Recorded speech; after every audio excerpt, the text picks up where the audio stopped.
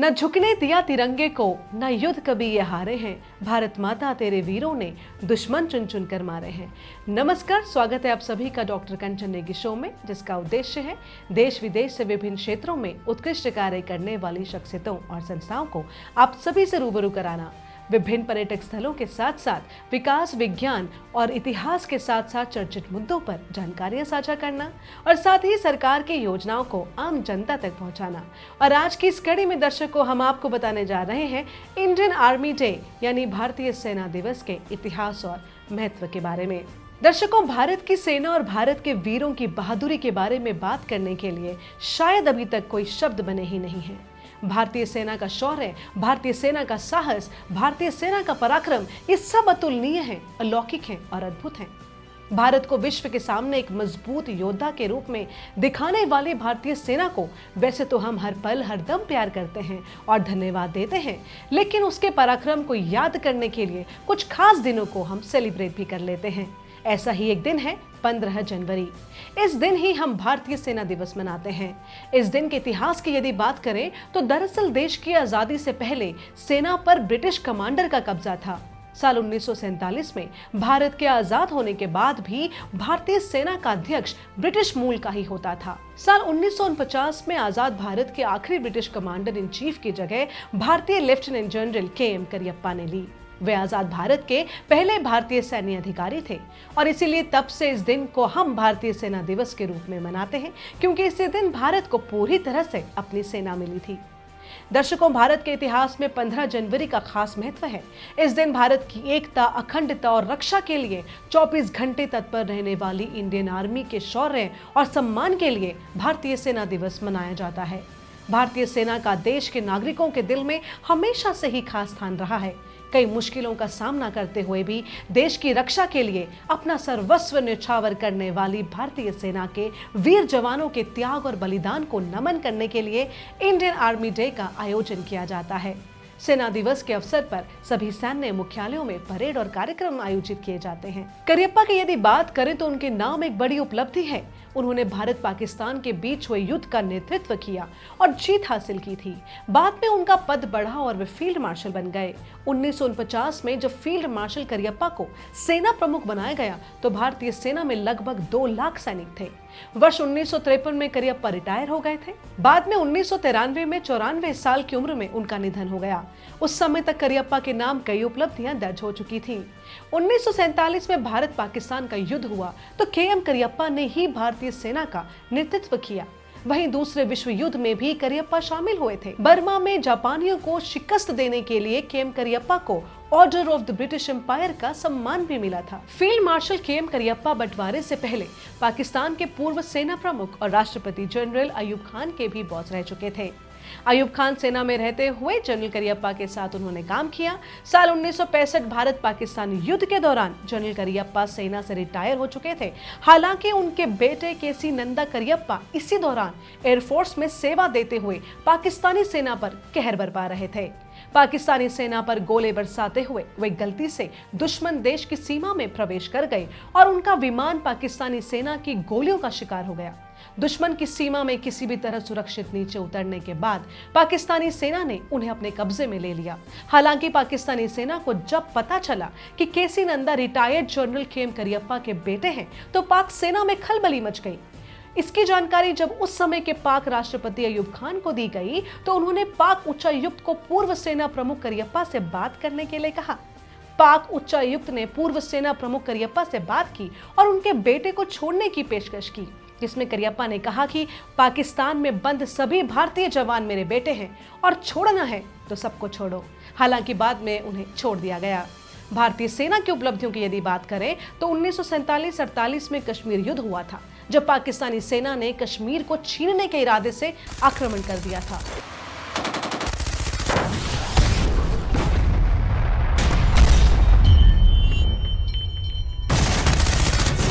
चौदह अगस्त 1947 को लाखों लोगों के रक्त से पाकिस्तान ने अपने इतिहास का पहला पन्ना लिखा था।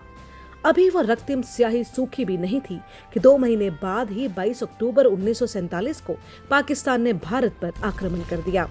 आक्रमणकारी वर्दीधारी पाकिस्तानी सैनिक नहीं थे, बल्कि कबायली थे और कबायलों के साथ थे उन्हीं के वेश में पाकिस्तानी सेना के अधिकारी। उत्तर पश्चिमी सीमा प्रदेश से 5000 से अधिक कबायली 22 अक्टूबर 1947 को अचानक कश्मीर में घुस आए। उनके शरीर पर सेना की वर्दी भले ही नहीं थी, लेकिन हाथों में बंदूकें, मशीन गने और मोर्टार थे। उनका इरादा इन रास्तों से होते हुए श्रीनगर पर कब्जा करने का था। इस अभियान को ऑपरेशन गुलमर्ग नाम दिया गया। सबसे बड़ा हमला मुजफ्फराबाद की ओर से हुआ। 23 अक्टूबर 1947 को उड़ी में घमासान युद्ध हुआ। हमलावरों को रोकने के लिए ब्रिगेडियर राजेंद्र सिंह के नेतृत्व में वहां मौजूद सेना उड़ी में वह पुल ध्वस्त करने में कामयाब हुई, जिससे हमलावरों को गुजरना था। एक पठान की गोली लगने से ब्रिगेडियर राजेंद्र सिंह वहीं शहीद हो गए। कश्मीर के महाराजा हरि सिंह इस अचानक हमले से स्तब्ध थे। 24 अक्टूबर को उन्होंने भारत से सैनिक सहायता की अपील की। उस समय लॉर्ड माउंटबेटन के नेतृत्व में सुरक्षा समिति ने इस अपील पर विचार किया और कश्मीर में सेना भेजने को राजी हो गई। लेकिन हमारे राजनेताओं ने कहा कि कश्मीर के भारत में आधिकारिक विलय के बिना वहां सेना नहीं भेजी जा सकती। महाराजा तक ये बात पहुंची तो उन्होंने 26 अक्टूबर को भारत में विलय के दस्तावेज पर हस्ताक्षर किए। उसके तुरंत बाद भारतीय सेना जम्मू कश्मीर में कबायलों का सामना करने के लिए विमान और सड़क मार्ग से पहुंच गई। बारामूला में कर्नल रंजीत राय के नेतृत्व में सिख बटालियन काफी बहादुरी से लड़ी। बारामूला में कर्नल राय शहीद हो गए। बाद में उन्हें महावीर चक्र से अलंकृत किया गया। वर्ष 1947 में नवंबर का महीना आते आते भारतीय सेना ने कबायलों को घाटी से लगभग खदेड़ दिया।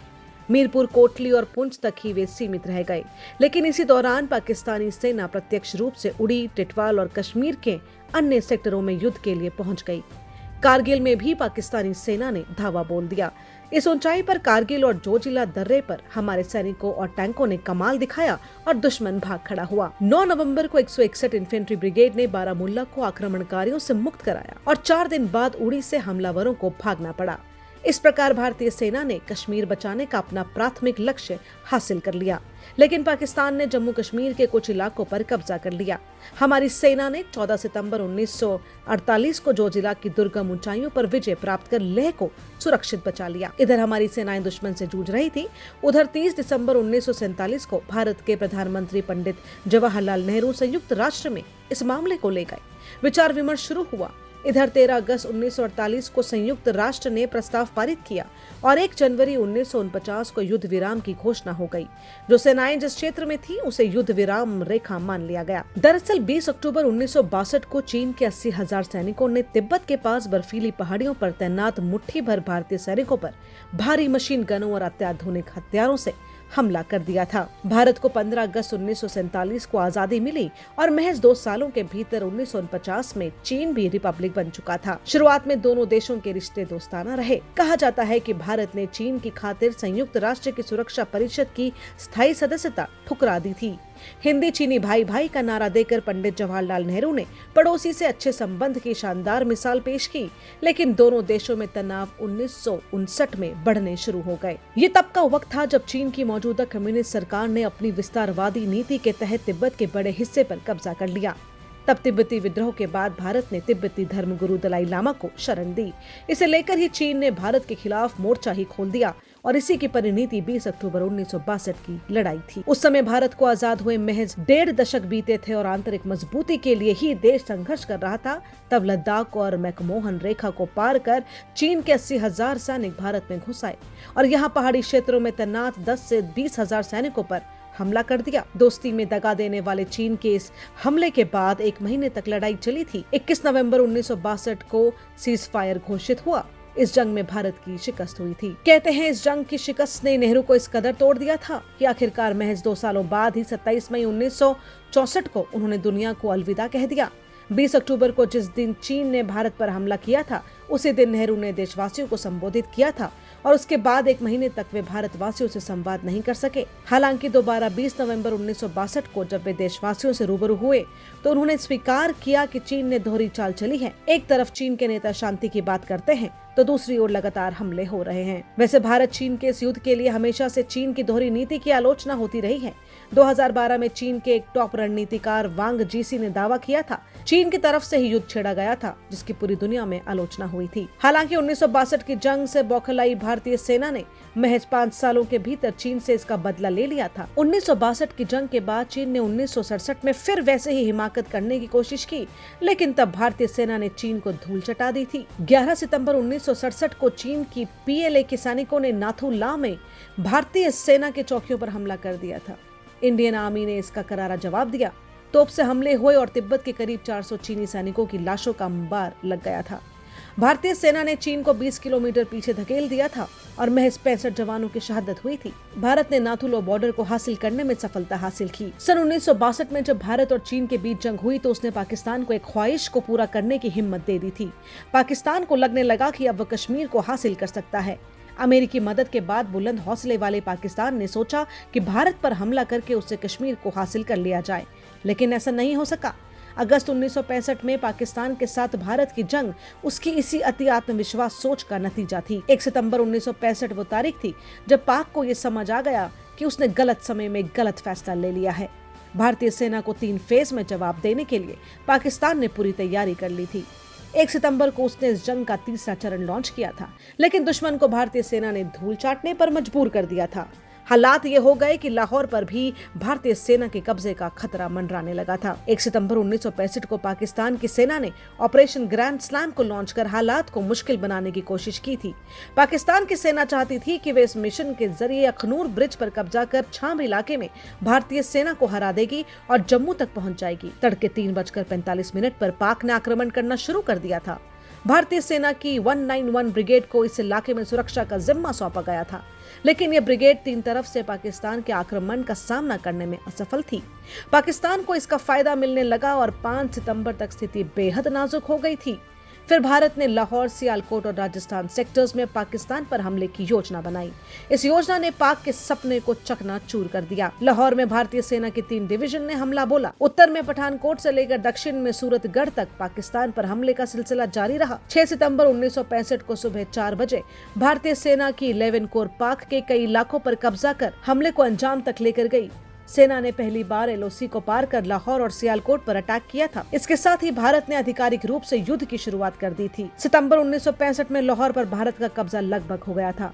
पाकिस्तान अपने इस शहर को खोने की कगार तक आ गया था, लेकिन 23 सितंबर 1965 को यूनाइटेड नेशंस ने हस्तक्षेप किया और तब भारत ने युद्ध विराम का ऐलान किया।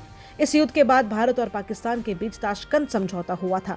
1965 की जंग में पाकिस्तान ने कश्मीर के उरी और पूंछ जैसे इलाकों पर अपने कब्जे का दावा किया था।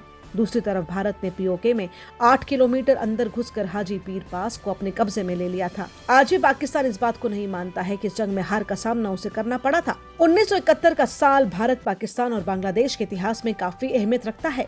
उसी साल भारत ने पाकिस्तान को वो जख्म दिया था जिसकी टीस पाकिस्तान को हमेशा महसूस होती रहेगी। बांग्लादेश की बात करें तो ये वही साल था जब दुनिया के नक्शे पर बांग्लादेश एक स्वतंत्र देश के रूप में उभरा। 1971 के उस इतिहास बदलने वाले युद्ध की शुरुआत 3 दिसंबर 1971 को हुई थी। शेख मुजीबुर रहमान पूर्वी पाकिस्तान की स्वायत्तता के लिए शुरू से संघर्ष कर रहे थे। उन्होंने इसके लिए 6 सूत्री कार्यक्रम की घोषणा की थी। इन सब बातों से वह पाकिस्तानी शासन की आंख की किरकिरी बन चुके थे। साथ ही कुछ अन्य बंगाली नेता भी पाकिस्तान के निशाने पर थे। उनके दमन के लिए और बगावत की आवाज को हमेशा से दबाने के मकसद से शेख मुजीबुर रहमान और अन्य बंगाली नेताओं पर अलगाववाद आंदोलन के लिए मुकदमा चलाया गया, लेकिन पाकिस्तान की ये चाल खुद उसी पर भारी पड़ गई। मुजीबुर रहमान इससे पूर्वी पाकिस्तान के लोगों की नजर में हीरो बन गए।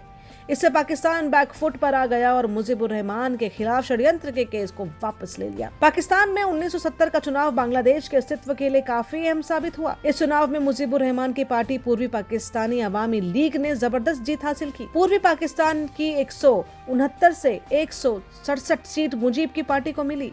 313 सीटों वाली पाकिस्तानी संसद में मुजीब के पास सरकार बनाने के लिए जबरदस्त बहुमत था, लेकिन पाकिस्तान को कंट्रोल कर रहे पश्चिमी पाकिस्तान के लीडरों और सैन्य शासन को यह गवारा नहीं हुआ कि मुजीब पाकिस्तान पर शासन करे।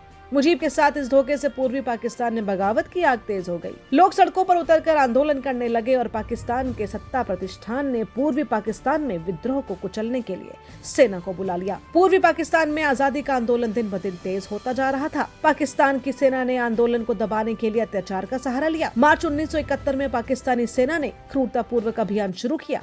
पूर्वी बंगाल में बड़े पैमाने पर अत्याचार किए गए। हत्या और रेप की इंतहा हो गई। मुजीब को गिरफ्तार कर लिया गया। गिरफ्तारी और टॉर्चर से बचने के लिए बड़ी संख्या में अवामी लीग के सदस्य भागकर भारत आ गए। शुरू में पाकिस्तानी सेना की 4 इन्फेंट्री ब्रिगेड अभियान में शामिल थी, लेकिन बाद में उसकी संख्या बढ़ती चली गई। भारत में शरणार्थी संकट बढ़ने लगा। 1 साल से भी कम समय के अंदर बांग्लादेश से करीब 1 करोड़ शरणार्थियों ने भागकर भारत के पश्चिम बंगाल में शरण ली। इससे भारत पर पाकिस्तान के खिलाफ कार्रवाई करने का दबाव बढ़ गया। माना जाता है कि मार्च 1971 के अंत में भारत सरकार ने मुक्ति वाहिनी की मदद करने का फैसला लिया। मुक्ति वाहिनी दरअसल पाकिस्तान से बांग्लादेश को आजाद कराने वाली पूर्वी पाकिस्तानी की सेना थी। मुक्ति वाहिनी में पूर्वी पाकिस्तान के सैनिक और हजारों नागरिक शामिल थे। 31 मार्च 1971 को इंदिरा गांधी ने भारतीय संसद में भाषण देते हुए पूर्वी बंगाल के लोगों की मदद की बात कही थी। 29 जुलाई 1971 को भारतीय संसद में सार्वजनिक रूप से पूर्वी बंगाल के लड़कों की मदद करने की घोषणा की गई। भारतीय सेना ने अपनी तरफ से तैयारी शुरू कर दी और इस तैयारी में मुक्ति वाहिनी के लड़ाकों को प्रशिक्षण देना भी शामिल था। अक्टूबर-नवंबर 1971 के महीने में भारत की तत्कालीन प्रधानमंत्री इंदिरा गांधी और उनके सलाहकारों ने यूरोप और अमेरिका का दौरा किया, लेकिन इंदिरा गांधी और अमेरिका के तत्कालीन राष्ट्रपति रिचर्ड निक्सन के बीच बातचीत किसी नतीजे पर नहीं पहुंची।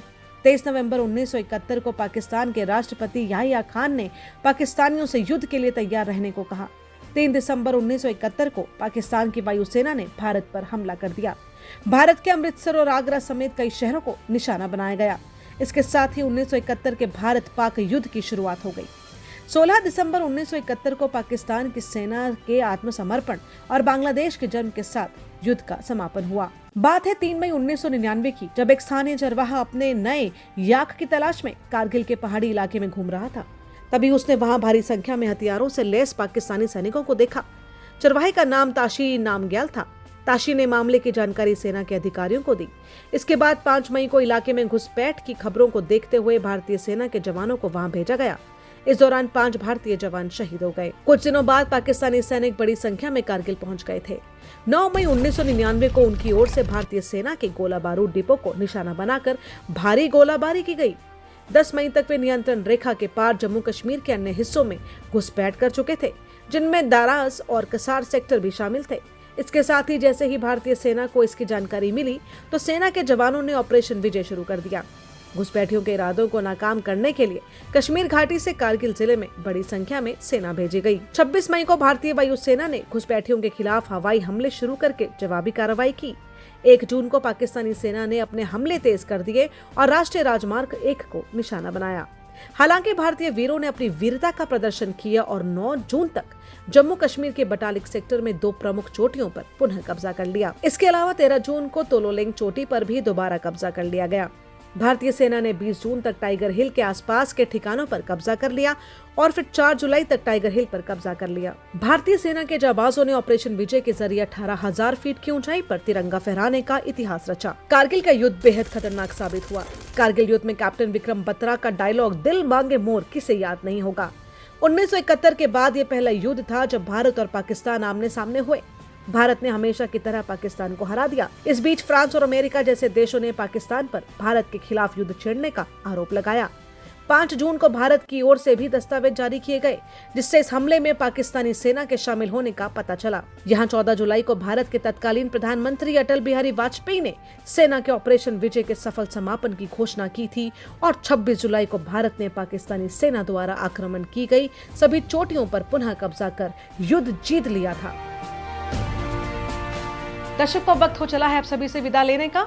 आप भी यदि हमारे शो का हिस्सा बनना चाहते हैं तो नीचे लिखी हुई इस ईमेल आईडी पर आप हमें मेल कर सकते हैं। और इस उम्मीद के साथ कि हम हर शनिवार रात 9 बजे उत्तराखंड हेरिटेज मीडिया पर आपसे फिर मुलाकात करेंगे, चलते चलते कहना चाहूंगी, कभी ठंड में ठिठुर कर देख लेना, कभी तपती धूप में चल कर देख लेना, कैसी होती है हिफाजत मुल्क की, कभी सरहद पर चल कर देख लेना। नमस्कार।